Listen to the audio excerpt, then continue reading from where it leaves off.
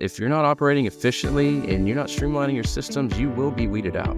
You're not going to survive in the way that this industry is turning, right? And so, but you can't have a monopolization of just these large operators taking out everything. The care will not be evenly distributed.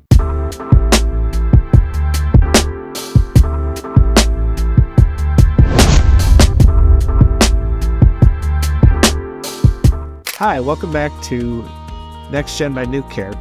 This is a podcast for senior living providers looking for solutions to improve their technologies, their service providers, and ultimately the efficiencies and value-added services that they provide to their residents. I'm Joel Moyer. I'm your host today, and I've been in this business for about 30 years, both as a manager of senior living properties and in the technology side of the business for several years as well. My guest today is Steven. He's the CEO of Icon Financial Services. He's going to be talking about the effects of the silver tsunami that's hitting us, different technologies, and other efficient services he provides to the clients he works with as senior living operators. Stay tuned, as he's going to be talking about one specific community he worked with to improve their revenue by over $200,000 a month with the systems he implemented for them. Well, hey, Steven, thanks for joining me today on the podcast. Appreciate you taking the time, and I'm really excited to talk about your story and journey through senior living. So welcome. Yeah, my pleasure. Thanks for having me. So let's get started. How did you initially get connected, from the accounting side into senior living? It's a great story. I actually started out this long. I didn't start my professional career, honestly, until 2016. I spent 8 years in the Army. I was a paratrooper. Got out and figured, working for the federal government was, you're not going to get rich doing that. I don't like working nights and the weekends, and even though we do that here all the time. But I went to UTA and graduated, went and worked for CBRE for a number of years in real estate accounting and cut my teeth. And, I never fancied myself as an accountant directly, but more of an analyst. But my first job was in accounting, thank goodness, blessings in disguise, right? But I spent a couple of years there doing multifamily and commercial real estate. And then one day I got a call to come over from my old boss, and she had joined the startup company called Pegasus Senior Living with Stephen Vick and Chris Hollister.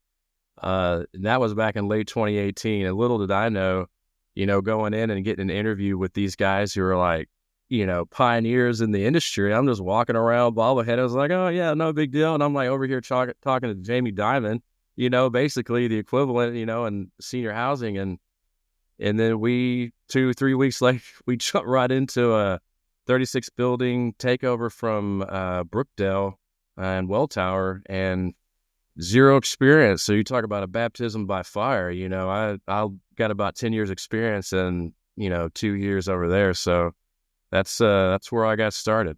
Chris Hollister and Stephen Vick and a lot of other wonderful people passing through. Yeah, no, that's a great place to start with all of that experience. So yeah, I've known Stephen for over 30 years. And his background, he could give you a lot of insight on how to do accounting and finance in senior living. So I'm sure he gave you all kinds of great advice to get the ball rolling, and took that and ran with it. So yeah, that man he's one of a kind. I'll tell you, he is. Not many like him. He's had a lot of experiences over the years, so it's pretty cool. Love him. So then you were at Pegasus, learning all the ins and outs and all the things from some great people there, and building your resume, but then also starting to, I'm sure, build some systems in that process.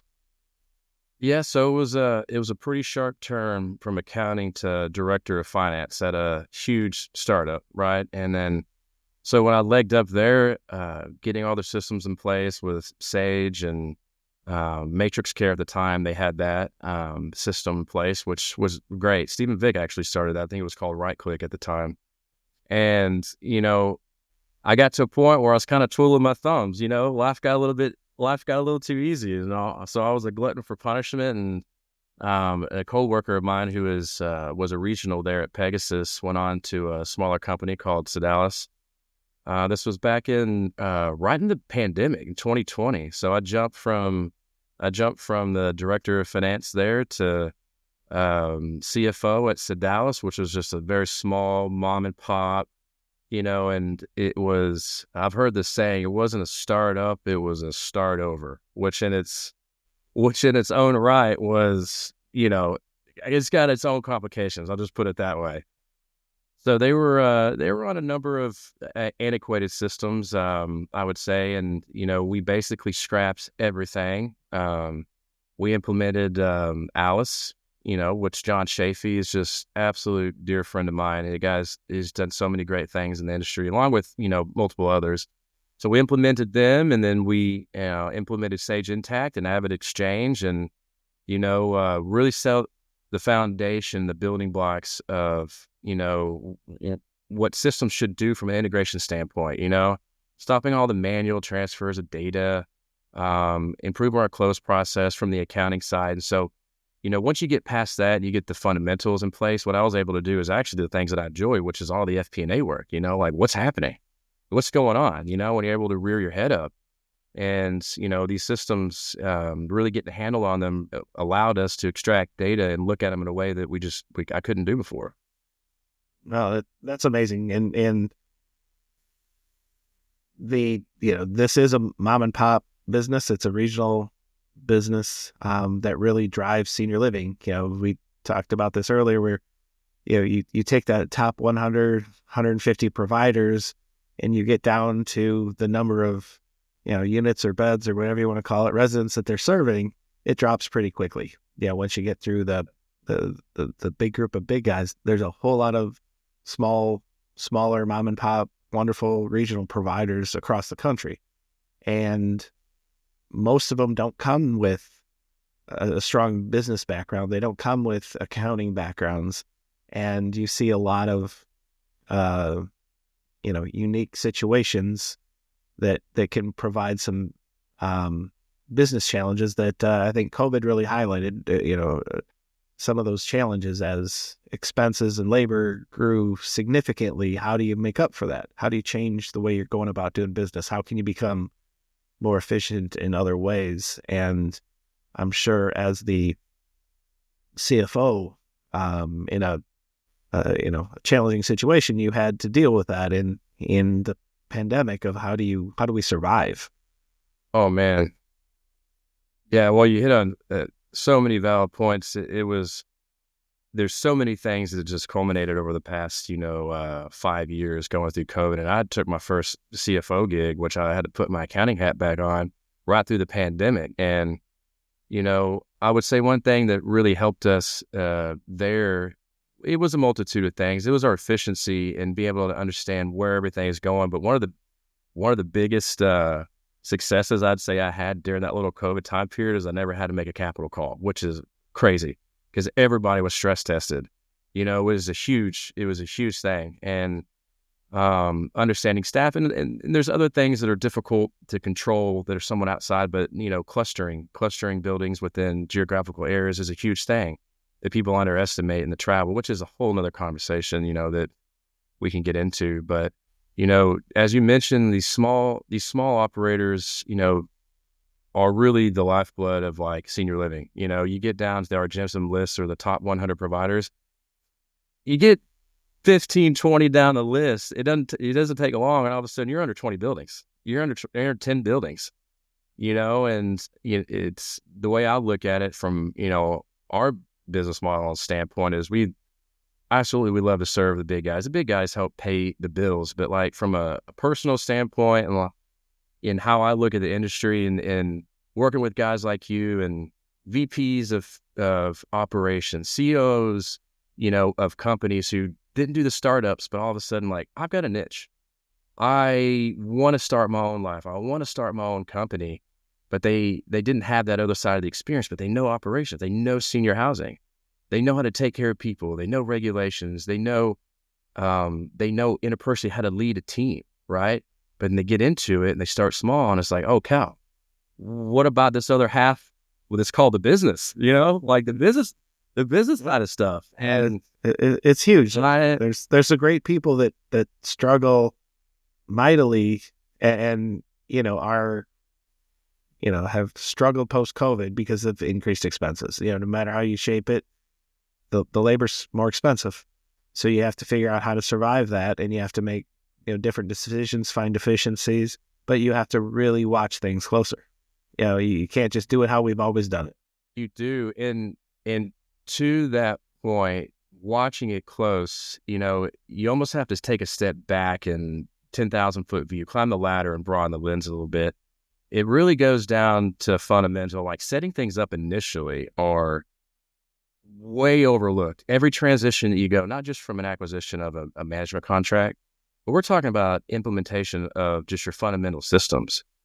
If those foundations are not set in place, it doesn't matter what you're looking at. It's useless. Garbage in, garbage out, right? And, as an operator, that may be starting a new business, those are not the areas of expertise that you may be in, but it's one of the most fundamental and important things that is going to carry you through the rest of your operations, or the management of your portfolio, right? And so we commonality, we see those struggles often.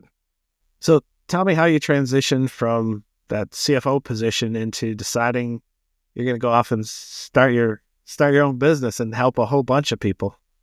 Well, I was a glutton for punishment. After we had stabilized there, after a couple of years, I got another call from a very dear friend of mine, and he had another startup company back up in Dallas. I was in San Marcos at the time, and he was going through a side of the business that I haven't fully engaged in, which was really the underwriting and fundraising.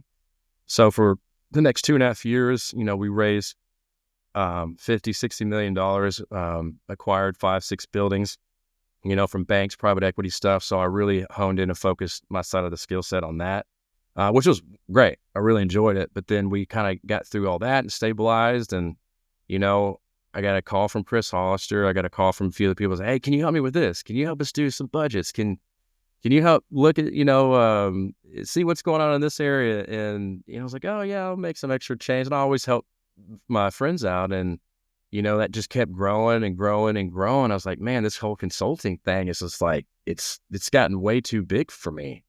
And that's when I finally made a decision. We started Icon Financial Services, and I partnered with a longtime friend of mine who was a controller at CBRE. His name is Michael Kropp. He's been there for 15-20 years. Is just an outstanding human being and understands big CBRE level stuff. But now we're bringing it down to a smaller group, right? And so we started this, a couple of years ago, and it has just been blowing ever since. It's just really taken off. Turns out a lot of people need accounting, finance services, senior living. So surprising. There's, I've been around this business for 30 plus years now, and in the variety of different ways to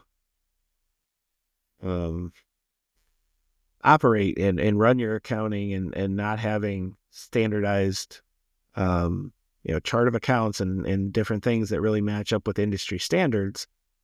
I've been through, 30 or more acquisitions, and when those things are a mess, it's really hard to analyze what this business is worth.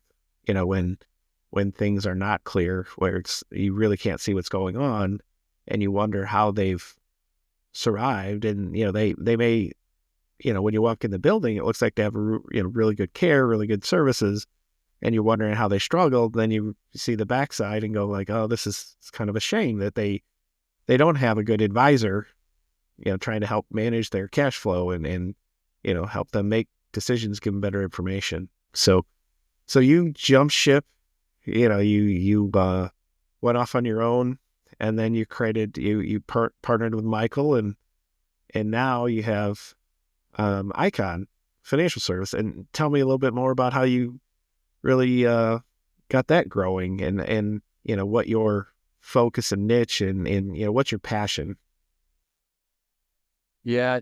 So I believe in human capital and sticking with what you know. Um, in the finance realm, you can kind of jump out, and I could segue into multiple different industries, but senior living is complicated. It is not an easy business, especially assisted living and memory care. And I've talked multiple times, and I have a affinity for IL because it's just the simplicity and lack of regulation. But you know what? That's not the full need. It's only part of the need. And you have all these other operators that need to operate efficiently in senior housing and in assisted living, memory care specifically. The days, and hopefully not, the days of, from what I see, at least financially, and when I do all these underwritings, which I've done hundreds and hundreds of them, 35% plus 40% margins are like, they may be a thing of the past. And if you're not operating efficiently and you're not streamlining your systems, you will be weeded out. You're not going to survive in the way that this industry is turning, right? And so, but you can't have a monopolization of just these large operators taking out everything. The care will not be evenly distributed. It will not be adequately taken. Like guys like you, we need guys your size and growing. We need guys who have one or two buildings who just I love my market and I want to stay right here. But they have to manage the mission with the margin, right? And so I've got so operationally in tune with senior living with all these budgets and everything I do, because when you go through budget season, that's when you learn the most about what's really going on. And you go through the whole gambit of operations and finances, right? And what drives me really is helping these guys, streamline, get on board. I went through, this is a good segue. I went through a couple consulting gigs as far as specific projects, and harping back on setting your systems up efficiently and right out of the gate the proper way when you get good data. People may look at staffing, staffing, everybody's suffering with staffing, whether it's, can't find people and we're getting agency, or, wage rates are skyrocketing and we can't control them. And it's like, oh, margins are compressing. Well, it doesn't change the fact you need to take care of people, right? And when you look at staffing on a weekly basis, because that's how you look at it, you staff weekly, right?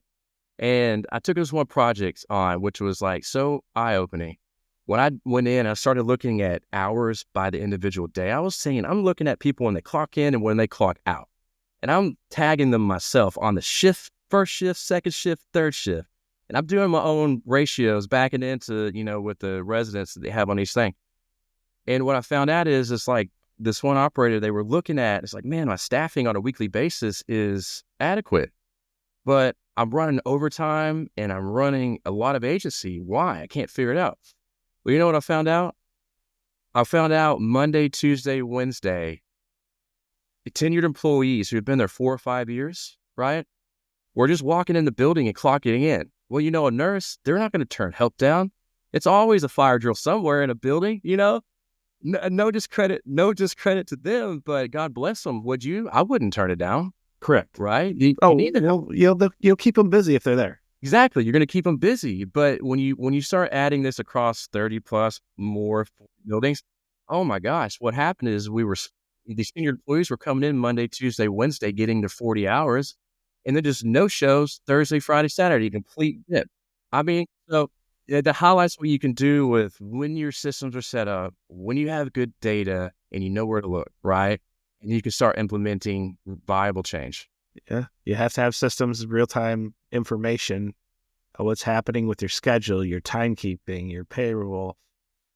Labor is everything in senior living, especially in, my niche is high acuity and memory care. So labor is even more so important, and higher ratios of percentages of overall revenue, and it can skyrocket and get out of control if you aren't watching it on a daily basis. But you have to give your managers and people tools to make it work. Yeah, you have to have the tools and training for whatever job they're doing, and labor management is a huge part of it. Because without that, it doesn't make sense. And and the other is obviously revenue. One way or another, you got to have people living there. It doesn't matter how good the care is if nobody's there. If you're half full, I don't care how good the care is, how efficient you are. If you're half full, you're going to lose money. It just can't work. years ago, we had struggled, 25 years ago trying to train people on budgets because they're healthcare people, and talking about revenue and money and, profits and everything. And it's like, oh, well, other companies don't even show people some of their financial performance, and managers even. And like, well, how do you do that? How do these people know that you're a viable company, that you're going to be around, tomorrow or next month or next year? And so somebody years ago gave me the idea of comparing it to your body. And, revenue is oxygen. And if you have a lot of oxygen, your body's functioning, doing well, and you're a fine oiled machine and, fully functional. But you start to run out of oxygen and, things are starting to shut down a little. You're cutting corners, you're sitting around a little bit more, and things aren't as functional, and it's problematic. But man, if you can get full revenue, it solves a lot of problems. You can have you have more dollars to do all the great things, to meet your mission. So whether you're for profit or not, you're probably mission driven as a business, because that's what we do. We provide care and services for people. But if you don't have enough revenue, you got to start cutting back on your services, no matter how you look at it, and that's difficult to do. So yeah, you have to know, your managers, your team have to know what's going on and where they stand in order to truly understand what they have to do and why they have to do it. And that, yeah, we can provide the best care in the world, but if nobody's here, it doesn't matter. And you ask, like, what drives me, like, we're an accounting company, and so we go through these talks with everybody, and I'm an analyst, right? I'm an FP&A guy. I love the operations, but my whole company, the lifeblood of what we do is accounting, because it's the foundation of what I analyze, right? But what drives me is everything you said, is when you go through a budgeting process with a non-operator, well, not a non-operator, but a non-financial minded, like a nurse, for instance. Not all of them, some are very intelligent, but generally speaking, is when you start to show them in transparency. I love bringing transparency to what's taking place, right? Or showing a CEO, where's the cliff, and then the turn, or hey, you didn't run off, right? And stopping those things, and all of a sudden their eyes get big, and you see the light bulb. You don't have to say anything; you just know there's a connection there, and that kind of stuff like that is it's ultimately rewarding for me. And the complications, you say, getting the revenue, they're and I'll take a step back, the way the industry's changing. I've encountered a lot of multifamily people coming in, and this gives testament to how complicated everything that you're doing, Joel, every day is, and you know it. A lot of other people don't know. Let's go, the silver tsunami, let me get in on some of that and just a quick cash grab. Well, we know how that is.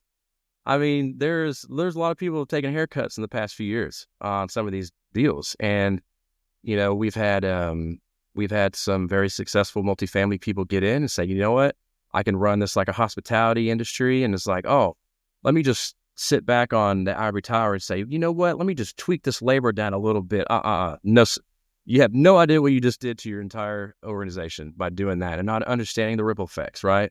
So we've seen that, right? You can't run it without being involved day to day.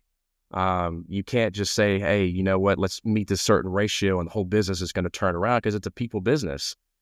And, it's not always a 1-to-1 ratio when you change something. There's things that are indirectly massively complicate and contribute to your success or your demise.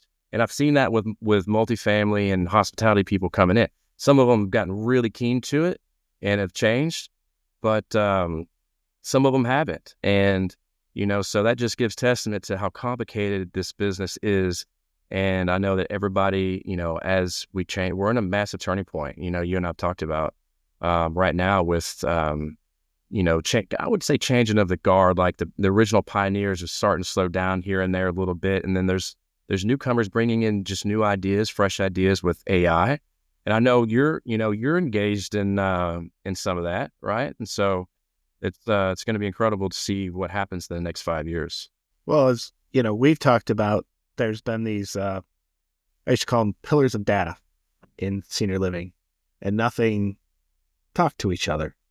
And finally, these systems and devices, and, that's part of the advantage you bring to the table as well, is being integrated with these systems so that you can pull data into your, into your projections and see where things are in real time. Your payroll system, your EHR system, other things, so you can truly help give some good management dashboards, as well as the dashboards you can give to investors. Because like you said, there's people that have come into this business buying properties, and they have to hire, someone like myself or other management companies to run it for them, but they still want to see what's going on. And I think that's critical. As a management company, I want my ownership group to know what's going on, and because a lot of times, it turns into a surprise that things haven't, gone that great in the last quarter. And we like to give our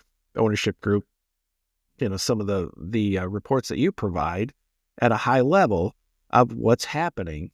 So you're not waiting for financial statements 30 days after the end of the month, to see where things are at. So they can understand what decisions we're making it as a management company. They're coming in, they don't have any experience in this business, so they need to be spoon-fed some information to really understand what drives, the business that they just purchased. There are two very distinct things that you hit on, right? And going back to what I'm saying, transparency can be a double-edged sword, right? But I think it's all about how you look at it, right? More information you provide, the more insight that your investors have to what's going on. And that, it depends on how you're approaching it. It could complicate your situation, but I don't see it that way. I see it as enhancing your situation, right? Transparency, I think, is the wave of the future, right? There's no more, we don't want cameras in the building, or we don't want to log this or log that because we're in fear of this. Is like, you're in fear of being a better operator. You're in fear of understanding more and just getting out and saying, hey, look, we need to do better across the board as an industry, right? So that's a whole nother thing that I think is taking place in the new technology and transparency. But from your standpoint, and these operators who have clients and investors have people to answer to too. What do they care about is the bottom line, right? Now, where's the fear or where's the concern set in between operator and managers? Like, well, am I going to be replaced? Am I not going to be replaced? Changing, us coming in and giving insight and all this stuff that you guys got going on and educating the investor about how complicated this business is and benchmarking lets them know that changing is not a solution. It's not the solution. There are other things that need to take place, and there's complications within specific markets. So that education that ensues with you and your ownership group is valuable. And I think that strengthens it way more often than not, as far as in our experience, vastly strengthens, the relationship between private equity owner investor versus, the management team. Yeah. Yeah. The other thing that is a real interesting spot we're in the industry is, development versus acquisition. So, development, the cost of construction has went so high, you can $250,000 to $300,000 a unit is not unreasonable, and it can go to $350,000 a unit. So then you look at acquisitions, people look at and say, oh, well, these are only $125,000 or $150,000 a bed, and all we got to do is turn it around, which, is can be a challenge. If you haven't done it before, if you don't know, what the secret sauce is, so to speak, of handling an acquisition, it's a whole different beast. And, that's one of the reasons that the services you guys provide are extremely valuable, because those two, development versus acquisition are two things that are real different beasts to handle and different ways to analyze them, and, how long it takes to get from point A to point B in either situation, and what the risk is in those two situations as well. So, that those analytics that you're providing are so much more important than they have been in the past, because the numbers are just, the risk is greater, the numbers are bigger. and the opportunities of people coming into the business that don't understand, the details of senior living. You guys can provide services to, an ownership group that wants to buy 3 or 4 locations, have somebody manage them for them, but you can give them insight that they can't get by going to their local CPA firm. Yeah, and that you're 100% right, and that's why I go back to our mantra: senior living is all we do, and we work with many providers, and this is absolutely no demeaning to other CPA firms. They do an outstanding job. The books are right, the books tie, or when the financials come out, and inherently they have integrity to them, but there's knowing where something needs to be placed, or setting, like you said, the jail systems up. Senior living is all we do. We don't do anything else, right? And we're entrenched and ingrained in your market rate increases, your product types, Medicaid providers across all different states, regulations to a degree. We understand we have benchmarks, and we have bookends that we have, and we know when things are not right. We have conversations, and we know where to dive in. We know when to ask and how to communicate with you guys to make sure that, it's not just that the net income is where it should be. It's like, what about all the stuff in between that makes that up? Is it right? Is it where it's supposed to be? All that stuff matters. And there are not easy ways to find those benchmarks. They're not out there in this industry. So if you don't have the experience, you can't easily go out and Google all the benchmarks of where your labor should be, where your food costs should be, where all of your expenses should be at, what real estate costs are reasonable to get this rate or that rate, and the type of services you're providing. So yeah, it's very difficult to find that information, and each region is different. It may not be state to state, but there are 50 sets of regulations and 50 different ways to get reimbursed if you accept some public funding as well. They're significantly different. So you better know what you're getting into and what you can afford to do, and where's your break-even point? Where's your, where's the critical point in revenue that you have to generate in order for this particular project to work? And it can vary significantly. We've recently been involved with acquisitions at $50,000 a bed, and others over $200,000 a bed. So those are pretty significant differences.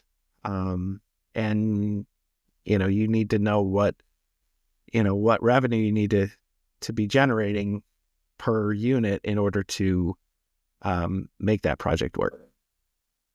Yeah, that's 100%. You're hitting it right on the head. And just like the Medicaid thing, I think that, state pay, government pay, it's federal government. I think they're going to have to come in sooner or later. You guys have proven time and time again, I say you guys, assisted living, have proven, time again that you guys are more efficient in certain aspects than hospice, right? Or that nursing homes are. Not hospice, but nursing homes, right? As far as hospitalization, visits, and all that stuff. And you do it way cheaper, right? You're just more efficient from the private sector. So, and with the silver tsunami coming, I know it's been coming for 15 years, but it is knocking on the door right now saying, let me in. With the demand that you guys said, I think that in the next few years, there's going to be a good shift for the current operators in place who can weather the remaining 18 months, 24, 36 months, whatever it may be when they come. But, the state pay piece of it I think is going to continuously grow, right? But knowing what is the right mix for state pay for you in your area, Minneapolis or Minnesota, drastically different than Texas or Florida, and, understanding those nuances and saying, hey, can I have 10% and be sustainable? Can I have 20, 25? Where does it affect my bottom line to where my staffing cost of staffing so far exceeds my incoming for these product types to where it doesn't make sense? That information, that sort of stuff is what we like to drill down into, to help give you the cliff and say, this is where the line is for you. If you're reaching that line, you need to operationally come up with a new strategy, because could be the point of no return. Maybe not necessarily, but those are the things that you can't tell I'm passionate about it. Those are the things I love getting. I love getting into that kind of stuff. Yeah. Well, I tell certain operators, and when I'm giving them advice talking about where they're at with their business, one of the first things I say is you better change how you're doing things, or you better sell your business, because it's just not going to work the way it did pre-COVID. No matter how you look at it, expenses are higher. It's a different model.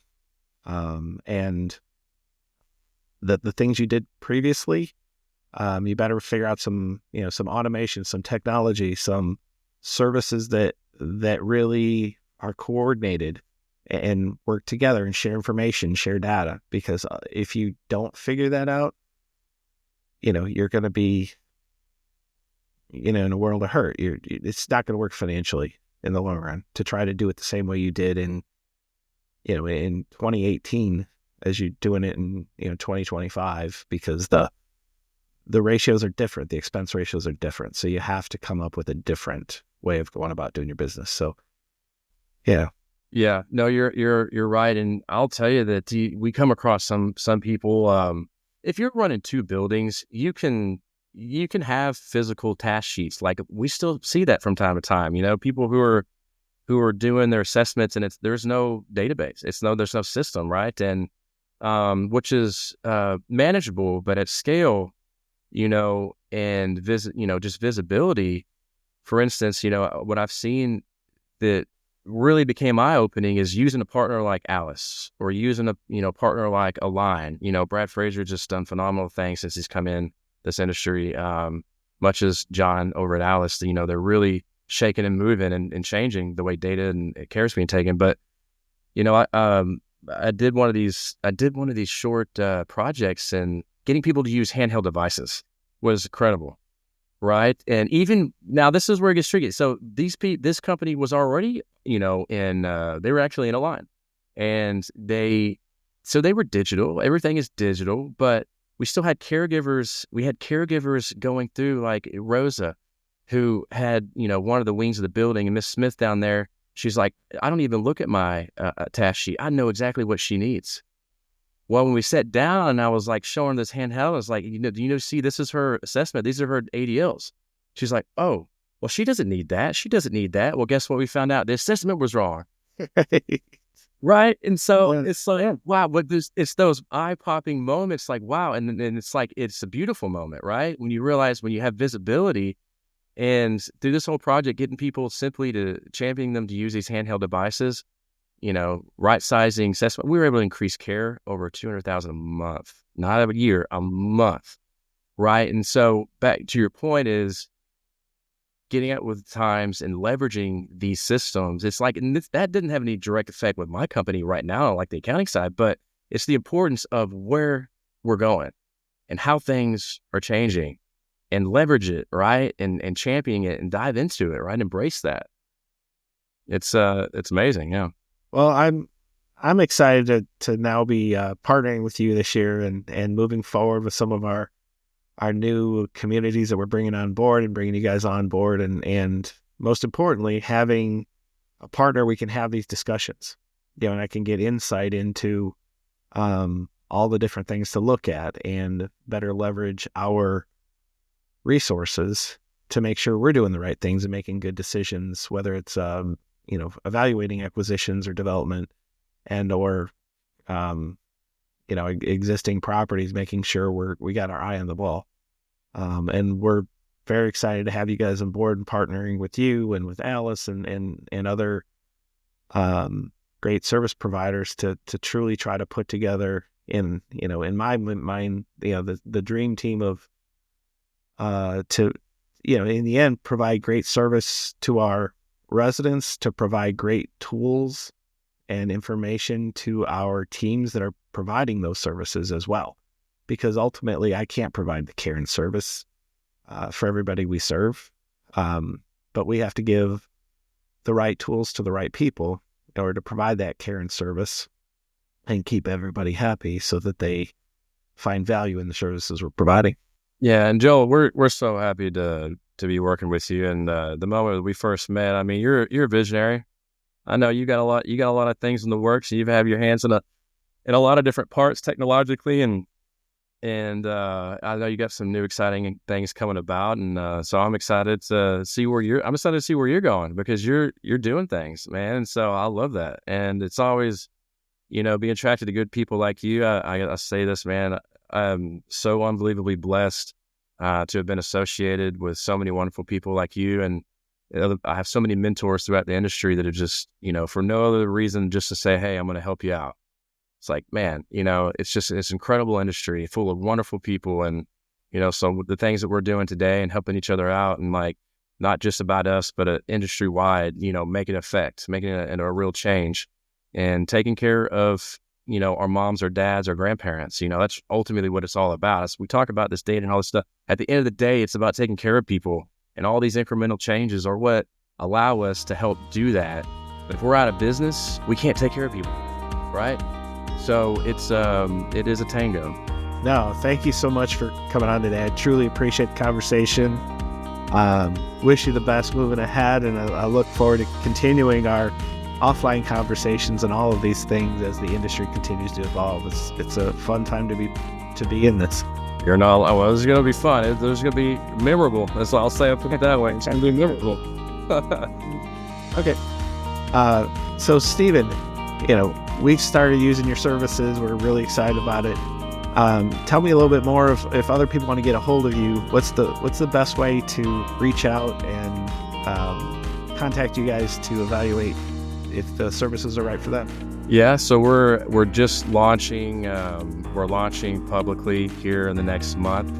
We have Icon Financial, or icon-fs.com is our home base. Website is the easiest way to find us and to understand exactly what services we provide. After that, I'll be at Nick, so I'll be shaking hands and passing out business cards. But the easiest way is icon-fs.com. Right. So it's all my pleasure, Joel. Thanks for having us. Enjoy. Yeah, you too. Thanks again, Steven. Yeah. Take care.